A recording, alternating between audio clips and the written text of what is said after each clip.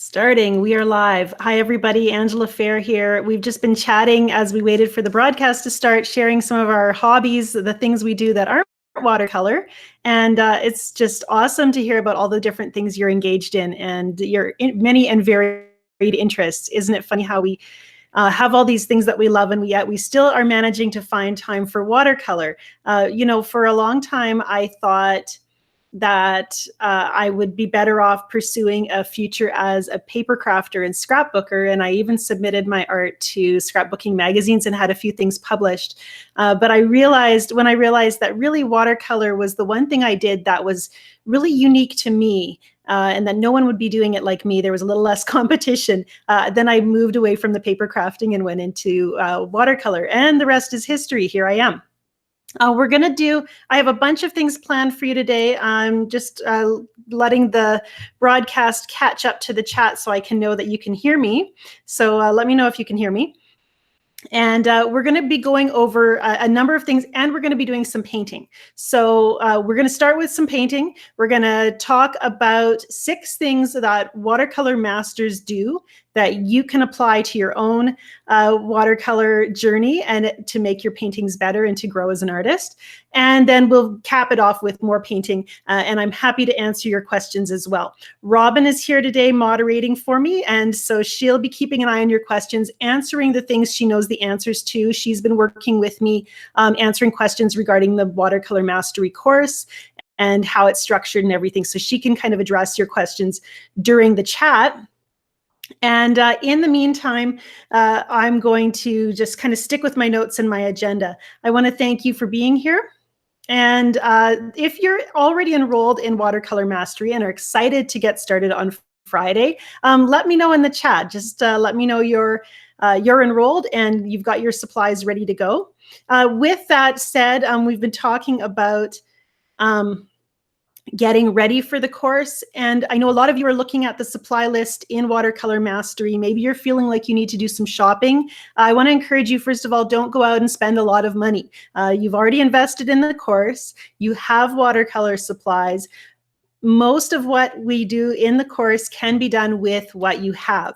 I really feel like we can fall into a trap where we're looking at a video on YouTube or we're following a lesson and the artist says, I'm using Hansa yellow light, and you don't have Hansa yellow light. You have all these other yellows, but not that particular one.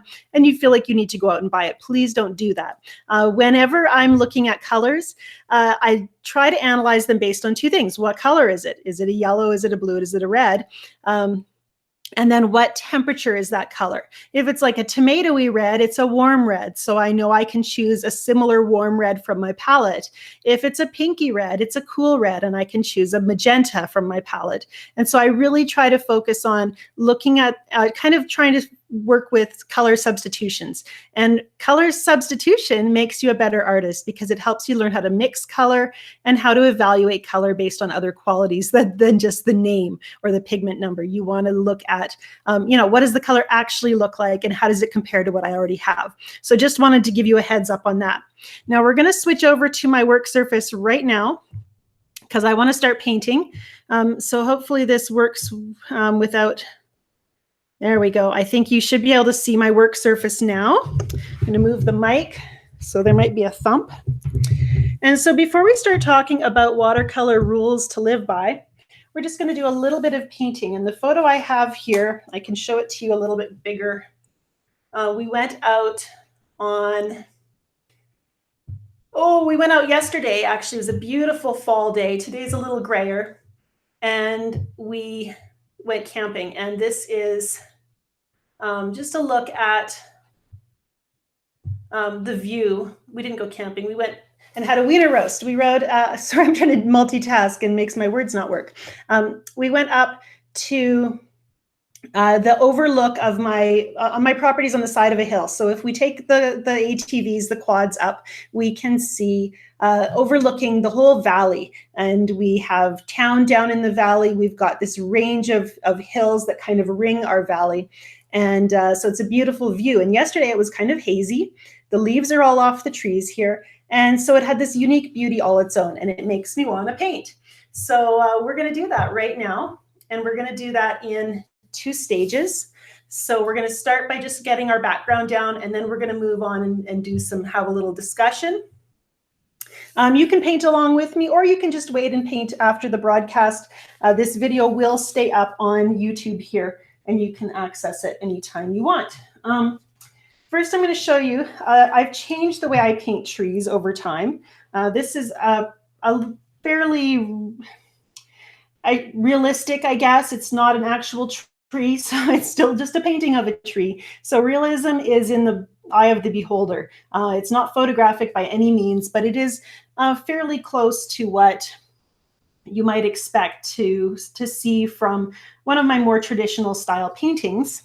And then last night, I was trying to push my boundaries, and that's something I do as a watercolor artist who's been painting for many years, is how much can I get away with? And so here I was really trying to see what I could get away with. How simple and how loose can I paint this? And as you can see, it's got a lot of liveliness to it. Some of these marks are very free. I've painted these little bark marks. They're not even touching the tree trunk, for crying out loud. And yet I love the energy in this painting. So I get to kind of explore all the ranges of what I can achieve in watercolor, from fairly realistic to really loose and everything in between, and abstract variations as well. So I'm not sure where we're going to end up today. We're going to start with just getting our tree down. And one thing I do as a watercolor artist, I'm just tearing a piece of masking tape if you hear an odd sound. One thing I do as a watercolor artist is I try to, when I'm photographing a scene, I try to compose it so that it would make a good painting to begin with. And so this one does make for a pretty nicely balanced, nicely composed painting. We've got 2 big strong trees that are set off by these 2 smaller trees. It is an even number of elements, but because these 2 trees are clustered together, it almost looks like one. So we actually do have the feeling of an odd number. If you've heard that rule that says you should only paint odd numbers of elements, we're kind of fitting within that. And this is also kind of breaking that rule. So isn't that fun? But the other thing we could do is just focus on one tree. And I think we're going to do that for this demonstration today. And I am going to mask out that tree. And I tore my masking tape, and I'm just placing it on the paper, and you're probably having a hard time seeing it. But I tore the masking tape so that I have 2 edges that give me a more irregular shape. And so now I have, rather than a strip of masking tape that's completely straight on both sides, by tearing it, I have a torn edge here with a nice curve, and a torn edge on this side with a nice curve, and the straight side is in the middle where they meet. So that's going to make for a fairly nice composition, interesting shape, where I don't have to adjust my shapes after I remove my masking tape. This gives me the opportunity to paint my background without having to worry about leaving space for my tree. Now, I should mention that I don't always mask out when I have trees in my painting.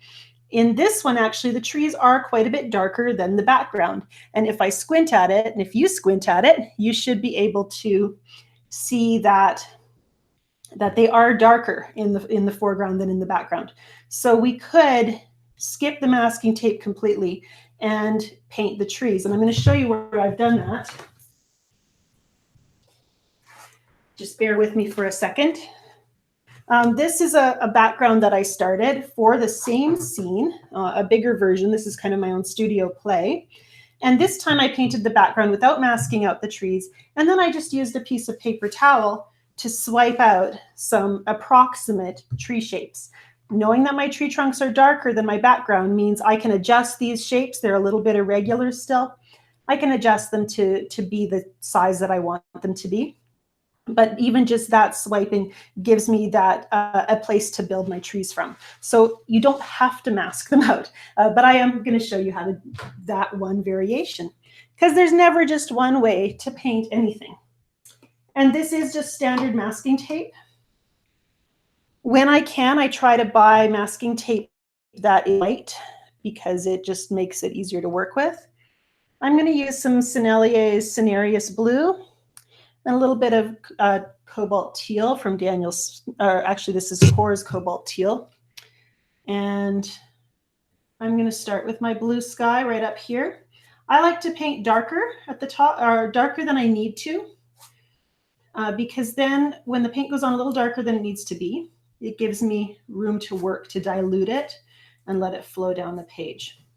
And I'm just using horizontal strokes, little fleck of, I think that's a leaf, because I've been painting leaves in the studio here. And with those horizontal strokes, I'm giving the color a place to flow.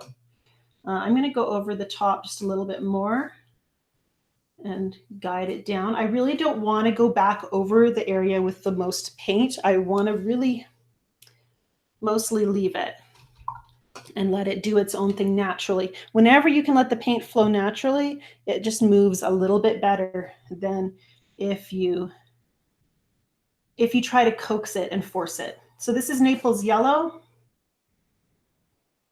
It's just a little bit buttery. Oh, it went down a little bit dark right there. So then once again, we want to add a little bit of water, let it just keep moving it down the page. Yellow and blue together do make green. That's why I went with it's a kind of a buttery, peachy kind of yellow. So it won't be as green as it would have been if I'd chosen like a cadmium yellow, or cadmium yellow or something like that. I'm also going to use a tiny bit of Venetian red. No, it's too tiny. And we'll add that in there. Now I have stripes, so that's a little too, the colors are a little bit too separate right now. And one thing I know about Venetian red is it will lighten as it dries. But I think I should be able to blend those two colors just by adding a little bit of Naples yellow right in here and then pulling down, going back and forth just a little bit. That's a little more gradual.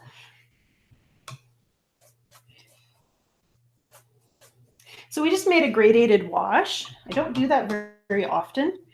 And if you want to go really perfectly smooth with your gradated or graduated wash, you want to spend a lot of time practicing. I don't do it very often, and so it's probably not going to end up being the smoothest transition. Sometimes there's little surges of the colors gracefully moving, and then all of a sudden there's this sudden transition. So that's where a lot of practice can really help you master the movement of those washes.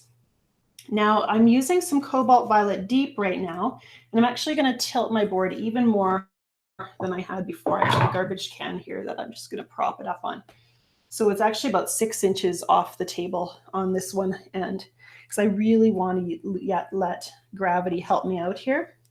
And I'm going to use that Cobalt Violet Deep to paint my distant hills.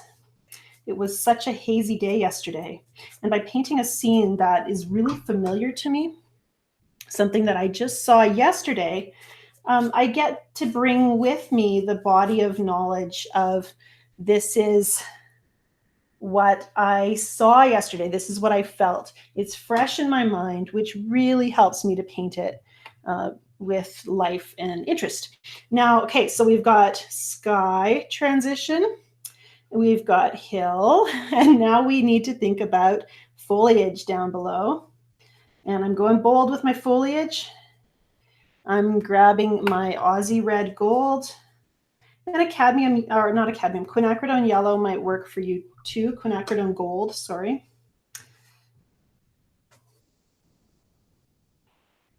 And I'm going to keep it really kind of loose right there.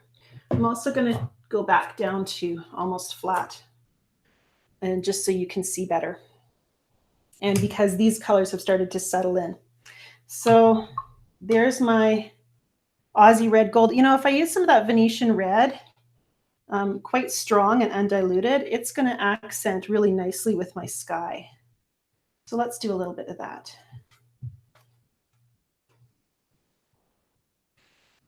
And if we look at the reference photo, we're reminded that our darkest values are all toward the bottom of the page. So that's another reason why I can feel free to add in these really vibrant colors down here. And even though it's really dark at the bottom of the photo, I'm going to leave some white space down below just to help balance out the scene. So we're going to let this dry as we start to talk about those keys a watercolor master uses in their paintings. One thing I want to remind you of, and I've got a little PowerPoint to show you, actually some slides I can show you that will help as we talk and as we let our paint dry here. Just hold on a second. Once again, Robin's answering your questions. So anything that you have to ask about my products that I'm using or anything like that, you can just leave them in the chat and Robin's answering. Anything she can answer, we'll talk about at the end of the broadcast. Okay, so we tend to have misconceptions about professional or master artists. And I think that often we see a painting by a professional artist, by someone who's been painting for many years, and we start, we have some assumptions about how they got there. Often I think we think that these paintings that we're looking at are perfect. And I can tell you, as a 20+ year veteran of watercolor, I have never yet painted a perfect painting. Every painting for me is a process of problem solving. The other thing that I think we think about watercolor artists is that everything's effortless. When you see a master artist, it's just easy for them. They're churning out these perfect paintings time and time again. And again, that's not what we're actually getting. That's not what's actually happening. Artists who are have mastered their medium are artists who have spent a lot of time in the studio focused on learning, thinking about how to develop a painting so that the product that you see comes out of that time spent learning. We also know that watercolor mastery is not replicating a mentor's style of art. We know that master artists have a unique style that is all their own. Watercolor masters also have not just reached some peak of their profession. They've reached the top and then it's just this level playing field from there on out. We are always working to challenge ourselves and to grow as artists.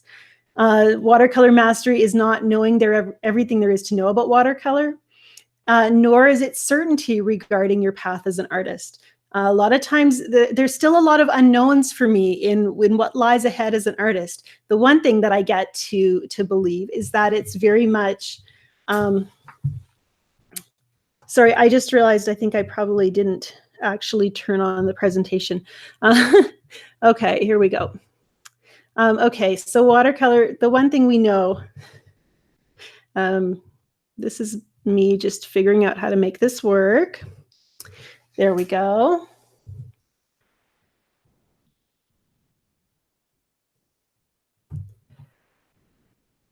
Okay, I think I've done it right, but I could be wrong.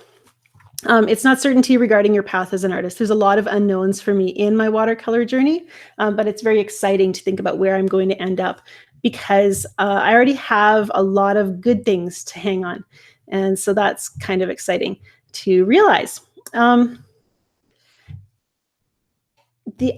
What I really believe sets a watercolor master apart, just figuring out all my cameras, people, is that watercolor masters have a plan. We've made a plan that leads us to where we want to go. We plan for growth. We set goals based on the perceived needs for our art. We aren't afraid of, and I think this is, fear is always present.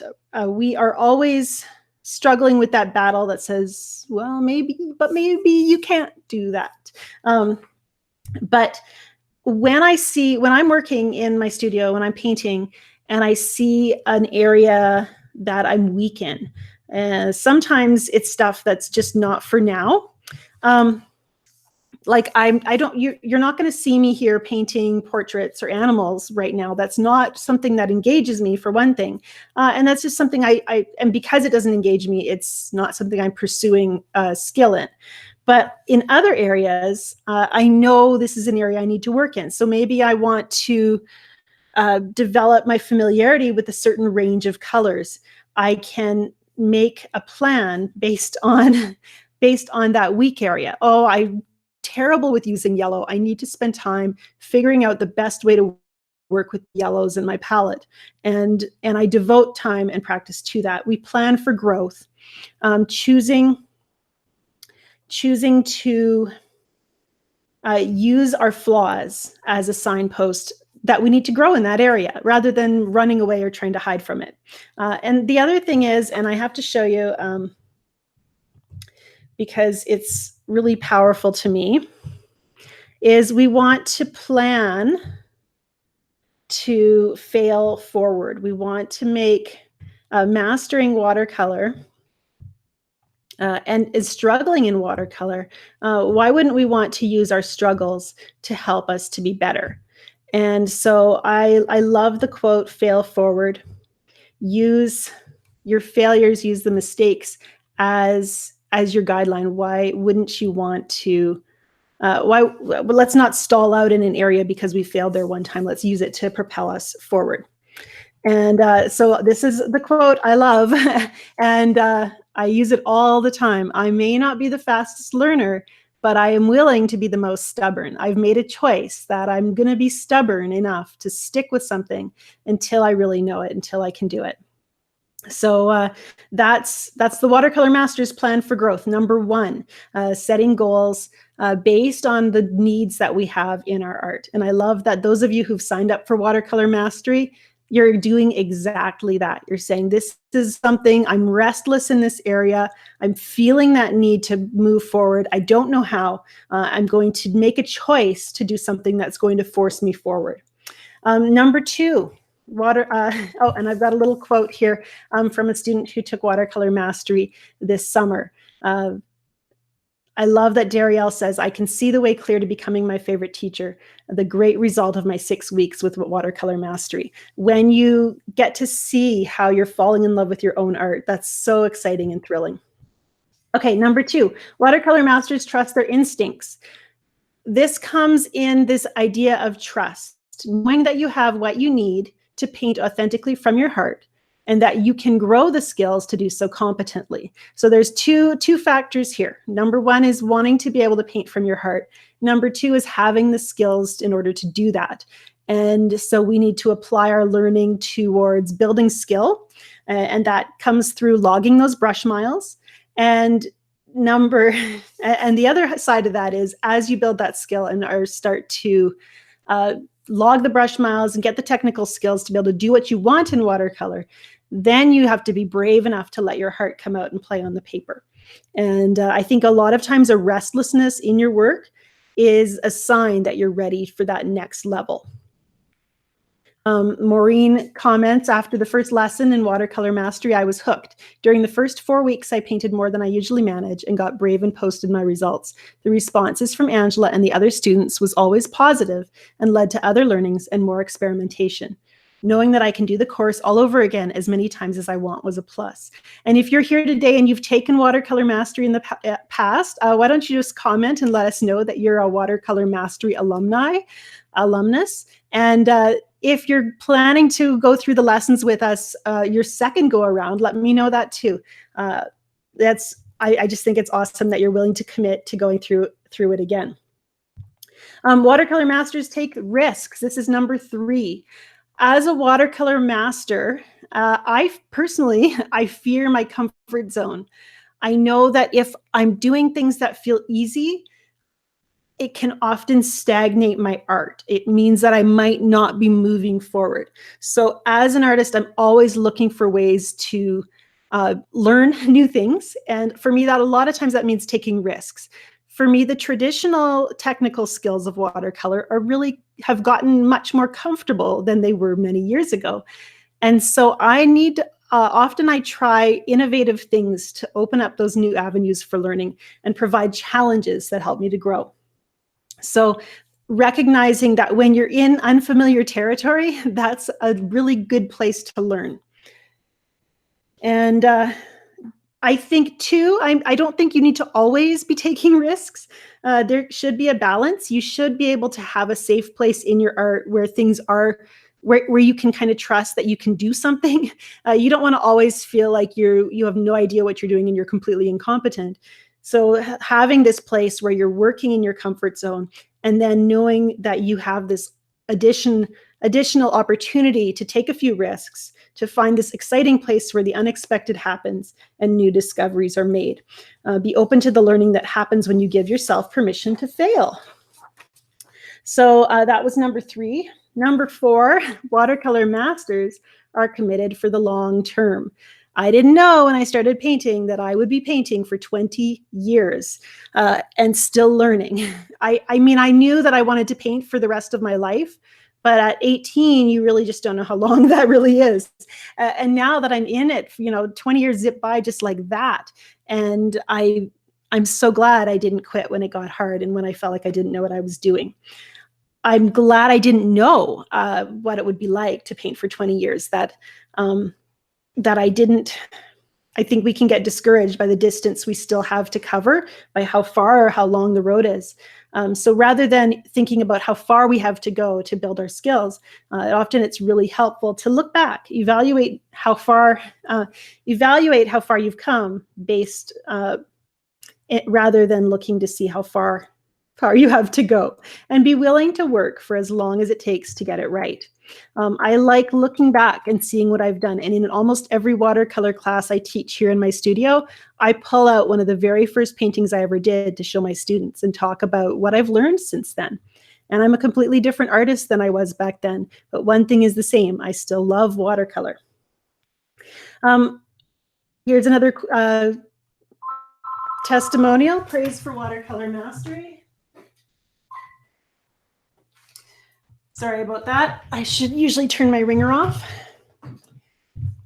Janet says, I didn't think I was ready for a mastery course, but I'm so glad I joined. This is the most progress I've made in about 2 years. I was always painting with a tutorial or online class, as I had no confidence or skill really to paint on my own. During this course, I started to put together the skills with my own heart and begin to paint alone. This forced me to confront my lack of confidence and just paint. I am painting with more confidence and feeling like the outcome is my own. I'm liking more of what I do and finally believing that I will get better if I just keep painting. Thank you so much, Angela. Thank you, Janet. Okay, watercolor masters curate their education. As a lifelong painter, I know I'm also a lifelong learner. I am continually buying books, reading articles, studying art that helps me grow as an artist. I choose mentors and teachers who will reinforce my growth. I also look at artists who are very different than me. I like to learn from people who have a different approach and a different style, and on a very broad spectrum. I seek help when I need a boost or when I need guidance in decision making. And I recognize that there's always more to be learned. And I'm open to hearing from mentors and peers, even when they don't agree or understand what I'm doing. And there's that willingness to listen, even if you choose to go in a different direction. One of my fellow watercolor artists, local fellow here, we're both members of the Watercolor Society in our community. And I love talking with him because he's good for my pride. When we're looking at our paintings in the gallery side by side, and he'll look at one of mine and go, "Why did you do that?" And I'll say to him, "I'm not sure this painting really works." And he'll go, "Yeah, that tree's all wrong." And it's been so good for me to talk to him because I've learned more than I would have if he was just telling me how wonderful all my art is. And so I've really appreciated being able to learn from a peer. And it really comes from not being too proud to take that advice and to be open to hearing from him. And I'm always looking for, who can help me learn and get to that next level. It's a wise artist who welcomes that kind of input. And finally, I think number 6, watercolor masters love watercolor. And every artist who's a master of their medium is there because, number one, they just love doing it. And it's not even always about the result. It's just love doing it. Let watercolor be a source of joy for you that will help you stay motivated even when nothing is turning out. Do it for the process. Do it for how fun it can be, and look for ways to make it fun. I always try to find ways to make painting a source of joy, even when I'm in a learning phase where I'm struggling to master a new skill or subject matter. I'm looking for ways to connect from my heart and paint authentically. And another thing that's really big is letting go of the burden of trying to please others, to paint for the joy that it brings to me. And when I do that, everything else comes together. It's really amazing. We are going to continue painting here in just a moment. If you love watercolor, say so in the comments. Let that be number one. So yeah, just hands up. Do you love watercolor? Is that why you're here? I think it is. Watercolor Mastery is my online course. I'm talking about it today because this is your last chance to join Watercolor Mastery in 2018. And I won't be resuming doing another session of Watercolor Mastery until spring. Watercolor Mastery, I designed it for the whole purpose of breakthroughs. I want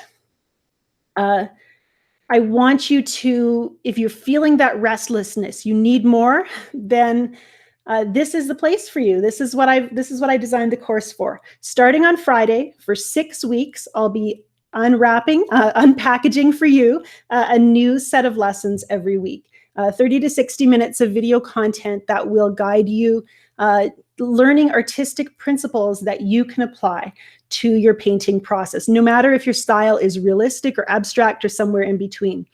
These are quotes from my students who took Watercolor Mastery in the summer. Arda says, I mean, she couldn't have said it any plainer. I've mentioned it before, but this was the best class I ever took. I just copied and pasted, folks. That's what she said. And I love what Maureen said here. As an artist who was a little more uncertain, I can recognize in myself an increase in confidence and a willingness to let go. That's that ability to trust yourself. And Maureen J says, we had like a whole Maureen club this summer, says, feels like I'm working with a new brain and a magical paintbrush. Opening up your mindset so you can paint more freely is just the most exciting thing. Again, the Watercolor Mastery course runs for 6 weeks. The lessons open up on Friday, but you get to work at your own pace. The lessons are pre-recorded. So, when you're ready, open up the lesson, go through the video content, do the assignments that come along with it. I recommend that you try to have about 3 hours a week to paint, whether it's 15 minutes a day here and there, or a compressed amount of time. If you're able to work along with us, you will get the most out of the course. Every Friday, starting November 2nd, I believe, we'll be doing, I do a weekly video recap. It's a live lesson just like this one, but your attendance is optional because there will be a recording for Mastery students after that. And then there I just kind of go again over the principles that we covered in the week, the discussion, the things we talked about, and I showcase student work. I recommend the course for early, intermediate to advanced artists. So if you're like a raw beginner, this is probably not the place for you. It's going to feel really overwhelming. But if you've started to kind of get a grasp of the techniques of watercolor and your mind is just naturally doing that restless thing where you feel like you need a bit more, this is the course for you. This is that step that I think is often really hard to find, content that brings you up rather than a step-by-step. I keep gesturing with my hands and you can't see me. Rather than a step-by-step, this is how you paint something. This is teaching application. How do you take these principles and apply them into your own painting process? And then we have a discussion group every week where we talk about the projects that we're working on, what we're learning from the course. We share our problems and our struggles, and I'm checking in there every weekday to encourage you, to give coaching and critique of your paintings, and so forth.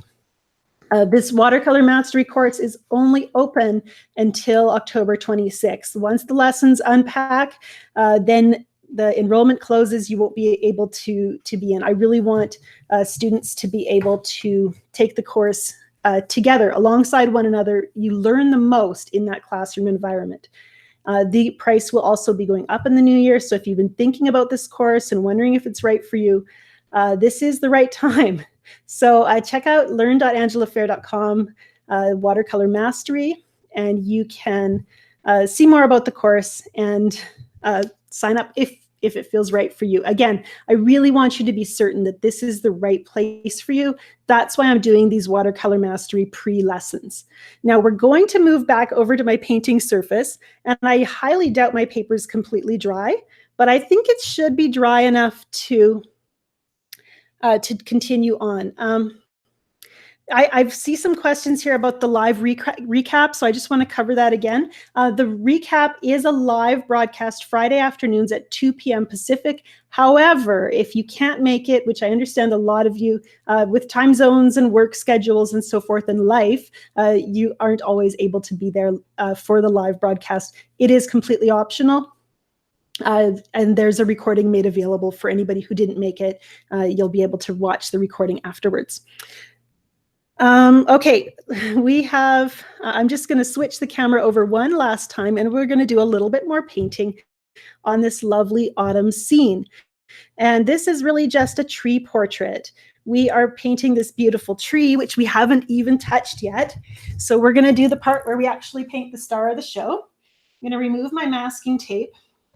And as I mentioned, my paper's not completely dry, so there might be a little bit of running when I paint my branches. So first of all, removing the masking tape, you can see I have a real crisp line here where my tree trunk, where my masking tape stopped and my paint stopped and met that barrier. And it's not always necessary. Like I said, with these trees, I didn't mask out at all. And you can see there's some blurring where the color crept out into my background. But I love the energy of this. So you can get away with quite a lot if you've been painting long enough to know what your paint is going to do. Then it can be kind of freeing to know that a little bit of blurring is just kind of fun.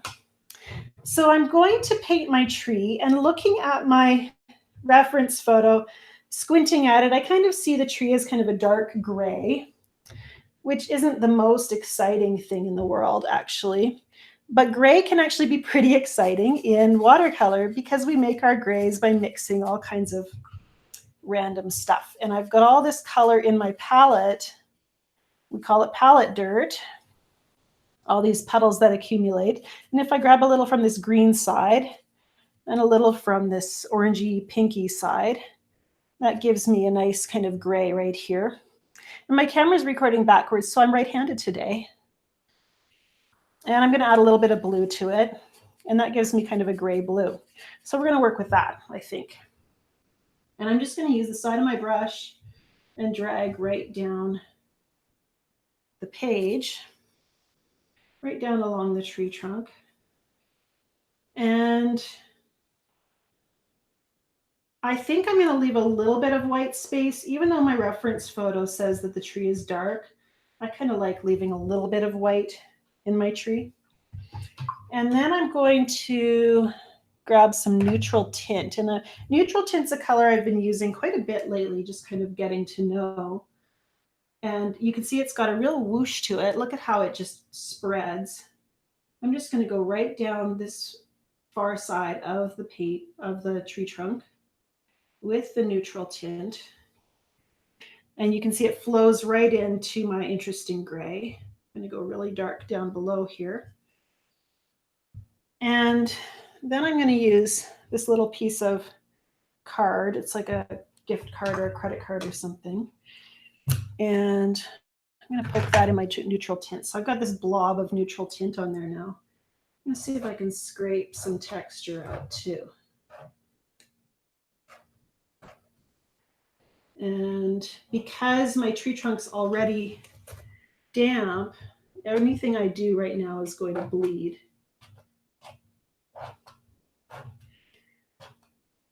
And now you can see I've got this very bold, dark tree. Bolder than I'd kind of like, because I want to have some space where the color is a little lighter. I'm going to use my paper towel to lift.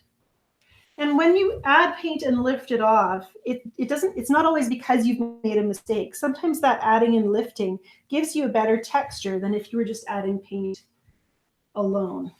So I'm seeing, a little more roundedness in my tree because of that. And debating if I should dare. I'm going to dare. I'm going to start painting some bushes and some branches. And I think I'm going to continue on with the neutral tint. And I'm going to throw a little cobalt teal into it as well, which was the same color I used for my background hills, as you may recall. Just hang on a sec.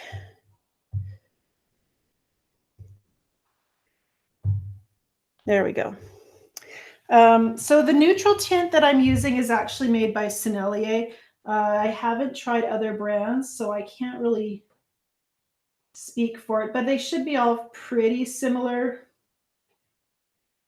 The brush I'm using right now is a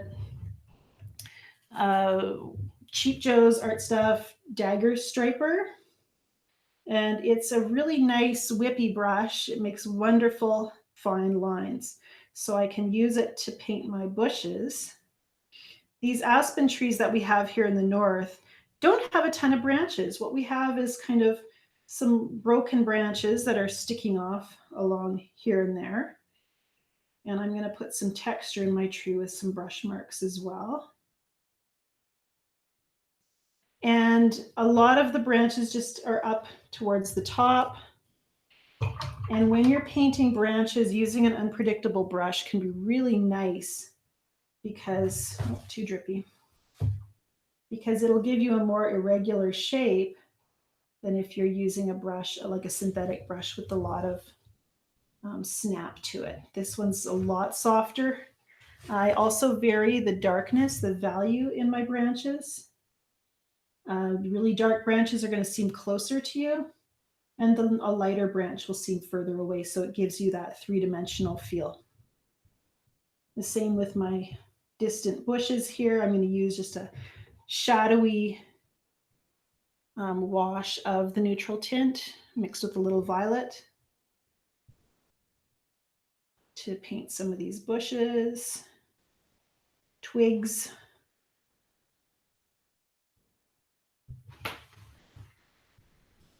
And then some darker neutral tint to paint some nearer twigs.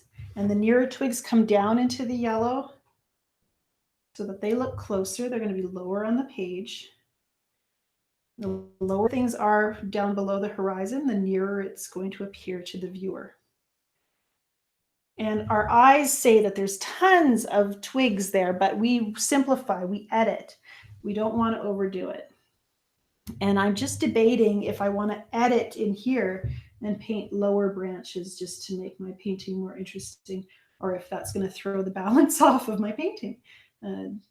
These are the artistic editorial decisions that every artist needs to make. You have a reference photo, and deciding how you're going to use it rather than letting it be your boss. You don't want to be a slave to your reference photo.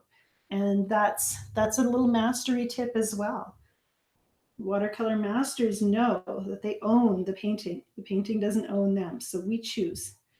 And that's me saying, I love this certain type of brush mark, so I'm going to use it as much as I can down here.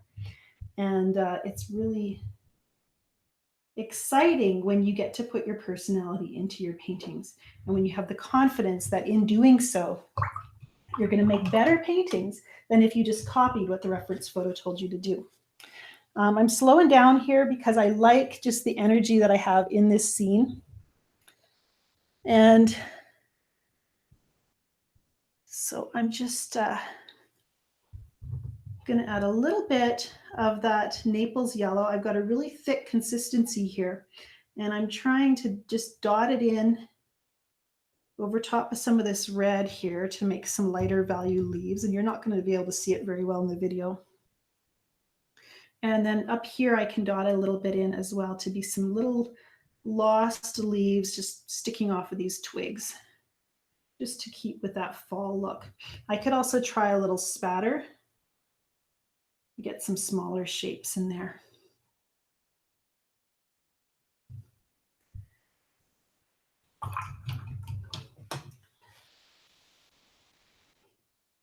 And I think I'm going to just pull back and stop from here. There's stuff I could do. The reference photo says I could paint even more twigs and bring them up higher, all the way up to maybe this part of the painting. But I kind of like this quiet open space, so I'm going to just back away from that. I'm going to move over and take your questions right now. So we're going to move into that. I hope this was, if you're working on painting trees, give this a try. You don't have to use neutral tint, is one thing I wanted to mention. I've made some beautiful grays for a tree trunk with ultramarine blue and burnt umber. You can use Payne's Gray as a dark as well. And I've made some really exciting trees by mixing blue and orange, and by using some of the Daniel Smith Primatech colors, the hematite and moonglow. And so just use what you have, be playful with it. If you see a hint of violet in your tree, exaggerate it, have fun with it. And the more you do with your, the more freedom you have to paint things the way you see them, the more fun you're going to have, and the more personal your paintings become. So hopefully that encourages you a little bit. Okay, we're going to just quickly move to your questions. If there's anything Robin wasn't able to answer, now is the time.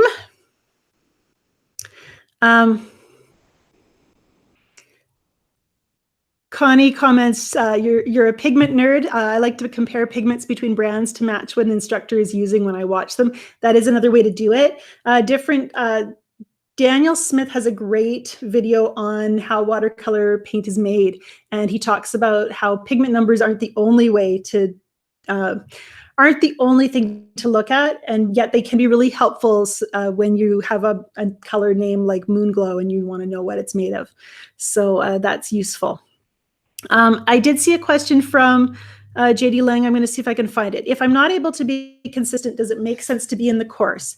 I was away for a week in loose florals and couldn't paint or upload on Facebook, and I felt like I missed so much in loose florals. One thing I want to assure you of, well, first of all, yes, you always will get more from the course if you're able to commit to participating with us. With that said, life does get in the way. I had one student email me saying, you know, the course wraps up right towards December and things get really busy for her. And then in spring, when I'm going to offer the course again, they make maple syrup. And so she was going to be busy with maple syrup. And so my suggestion to her was, I do offer anybody who's taken Watercolor Mastery is welcome to audit the course with us, to go along and work with us in future sessions at no charge. You own Watercolor Mastery for as long as the course is on the internet, and I plan for that to be a very, very long time. So that means you can take the course as many times as you need, and you can work along with us when the course reopens again. So if you can commit to 3 weeks now and 3 weeks in the spring, that might be another way to do it. So, you know, if time constraints are a challenge for you. I know that every time students take a course, if you've rewatched it and then you rewatch it, it's interesting how we get what we are ready for out of it. So, you know, the first time you take a course, maybe you're really ready to hear about color theory, and it just seems like the course is all about color theory. And then the next time you take it, you're really focused on brush handling, and then all of the little things about brush handling that you weren't ready to hear previously pop out. So it's really neat to see how that happens and how a course will serve us differently at different stages of our journey. Paula comments, I've been painting in oils for about 18 years. Watercolor is very different and beautiful. You're so right. I did a little bit of oil painting this last year, actually, when I was teaching art at my kids' school. And it's a very different process, very different results. I think as a watercolorist, I'm very passionate that I love watercolor for all of its unique qualities. And I look for ways to create, to accentuate and use them to showcase the beauty of watercolor in my paintings. Les asks, does Angela ever use black, or will I mix a dark tone? I don't use black. And I reserve the right to change my mind because it's fun to experiment and try different things. Neutral tint is about as close to black as I'll get, and I don't use it very often. I have been having fun with it. Stacy, you're asking about what brushes I used today. The brushes I used today were my Escoda Versatile number 10 Rigger and my Cheap Joe's Art Stuff Loose Goose Dagger Striper, which is a number 5. It's the larger one. Yes. Another comment, black is banned in my home. Yeah, that's kind of the way it works here too. Although it's really fun to use in acrylic painting, I have to confess. We've been doing those poured paintings, and it's such a great accent for that. Ashraf asks, what are the chances of tearing the paper when pulling off the masking tape? I have never had that happen. And I think that's because I'm using 100% cotton watercolor paper. So the paper I was using today is Arches 140-pound cold press. Use the best paper you can afford because it will repay you in making watercolor easier, more comfortable for you, and more lively.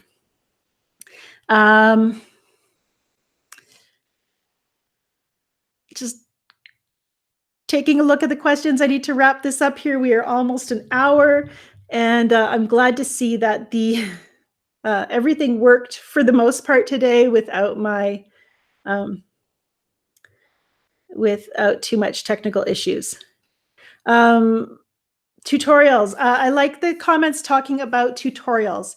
Step-by-step watercolor painting versus principle-based watercolor painting. And I have to tell you, as an artist, it was really scary for me to start teaching principle-based classes rather than step-by-step, this is how you paint this. And there's a place for both. We can learn a lot from learning from another artist's decision-making process. So I do teach a lot of step-by-step tutorials here on YouTube and all my online courses. But I also have this passion for equipping independent and strong artists. And that's one reason I created Watercolor Mastery. Once again, the enrollment link is down in the description below the video. So check that out if you haven't enrolled already. It does close on Friday when the course starts. But, principle-based, it's not as easy to teach because I have to rely on you as the student to actually implement it. And so I have a passion for saying, you know what, apply these principles and you'll make your paintings will be better. But at the same time, it's a process. I can't say apply these principles and in 10 paintings, you're going to see this huge difference. You just have to learn how to motivate yourself and be stronger as an artist. So that's something that I'm really passionate about. I love to teach, and I love seeing the results in my Watercolor Mastery course. I've taught it twice before, this spring and this summer. And the response from students, like I said, it was so exciting to see students seeing those breakthroughs happen, growing more independent as artists, committing to the journey, and seeing transformations happen is just really, really thrilling. I will try to link up a link to supplies below the video as soon as we're done here. I'm going to wrap it up. I'm sorry I couldn't get to all your questions today. I think we should have probably a supply Q&A sometime soon in the future where you could just come on and ask me questions about the supplies I'm using and what I recommend.